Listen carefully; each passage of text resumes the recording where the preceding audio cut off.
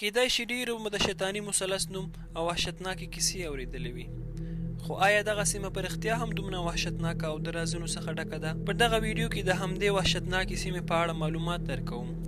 ویډیو در سره لایک کړئ او د چینل سبسکرایب کول مه هېروئ تر څو نور عجیبه معلومات نه خبر شئ. په دغه سیمه کې تر اوسه د 100 څخه زیاتې تیارې او د 100 څخه زیاتې کښتۍ په داسې ډول ورکې شوي چې نه یې معلومات شته او نه یې پاتې شونې پیدا شوي. کریسټوفر کولم د دې ساحې په اړه وایي کله چې زه دې ساحې ته نږدې شوم قطب نما مې کار پرېښودو. حیران شوم. ناڅاپه مې په اسمان کې یوه رڼا وکته.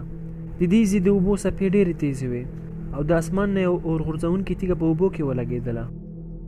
دغه سیمه په 1950 کال کې کشف شوه او د وان ونکل په نوم یو امریکایي لیکوال په اړه معلومات ورکړل. 2 کاله وروسته یو بل امریکایي لیکوال د جورجکس په نوم په خپله د سمندر راز د پردو شاته مقاله کې د دې سیمې په اړه معلومات ورکړل او د ورکې شوو کښتیو او د تیارو په اړه ډېرې عجیبې کیسې وکړې. دغه ساحه د امریکا د فلوریډا ایالت، برموډا او د پورتریکو سیمو په منځ کې د مثلث په شکل پرته ده. په 1913 کال د امریکا تر ټولو غټې بیړۍ د یو اس اس سایکلوپ په نامه د بربادوس د جزیرې څخه د وتلو وروسته د همدې سیمې په طرف حرکت کوي. د یو څه وخت مزل څخه وروسته د ټول پرسونل سره په همدې ساحه کې ورکېږي. په همدې کال د امریکا 2 نورې غیر نظامي بیړۍ د یو اس اس پروتوس او نیروس په نامه په همداسې غایبانه ډول ورکېږي. همداسې په 1919 کال کې 15 نورې وړې کښتۍ په دې ساحه کې سره د ټولو نفرانو ورکېږي. دغه ورکېدل دومره مرموز او تیز وي چې حتی دوی یې خبر یا پیغام هم نه پرېږدي. په شیطاني مثلث ساحه کې چې تر ټولو پیچلې او وحشتناکه حادثه رامنځته شوې د فلایټ 19 یا 19 پرواز په نامه ده. په دې حادثه کې د امریکا 15 نظامي تیارې د یو عملیات لپاره د دې سیمې څخه تېرېږي. د یو ساعت پرواز کولو څخه وروسته دغه تیارې د شیطاني مثلث ساحې ته ننوځي. د یوې تیارې پیلوټ چارلي ټایلر خپل مرکز سره اړیکه نیسي او عجیبه خبرې کوي. وایي دلته موږ ته هیڅ هم نه ښکاري، حتی سمندر هم خپل رنګ بدل کړی دی. مرکز نه ورته ویل کېږي چې 180 درجې تاو شئ او بیرته میامي ته راستانه شئ. پیلوټ ورته وایي یوه آله هم کار نه کوي، قطب نما مې هم خرابه شوې ده او په همدې سره یوه ضعیف کېږي او تیارې ورکېږي. We can't find west. Everything is wrong. We can't be sure of any direction. Everything looks strange. Even the ocean. We can't make out anything. We think we may be about 225 miles northeast of base.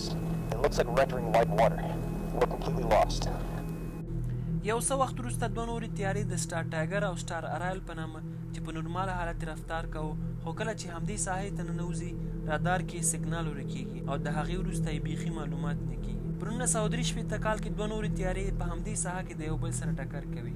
په دې ساحه کې تر ټولو اخرنۍ حادثه په 2015 کال کې رامنځته د اکتوبر په اوله نیټه د الفارو په نوم یو بربري بیړۍ چې د فلوریډا ایالت نه یې پورتریکو ته اموال انتقالول له رادار نه ورکېږي او ډېر وخت وروسته یې په سمندر کې پاتې شونې پیدا کېږي. د دغې ساحې په اړه هر ساینسپوه خپل نظر ورکوي، خو تر اوسه یې په اړه پوره او دقیق معلومات نه دي شوي، ځکه دې ساحې ته هیڅوک هم تللی نشي او نه پکې اسباب او وسایل کار کوي. څوک وایي په دغه ساحه کې د پیریانو پاچاهي ده، انسانان او نور ژوندي موجودات نه پرېږدي. ځینې بیا په دې نظر دي چې په دغه ساحه کې فضایي مخلوق ژوند کوي او د همدې ځای نه خپلې سیارې سره اړیکه نیسي. ځینې بیا په دې باور دي چې په دې ساحه کې طوفانونه، بربوډکۍ، تندر او د سمندر څپې د تیارو او کښتیو خنډ ګرځي او له منځه یې وړي.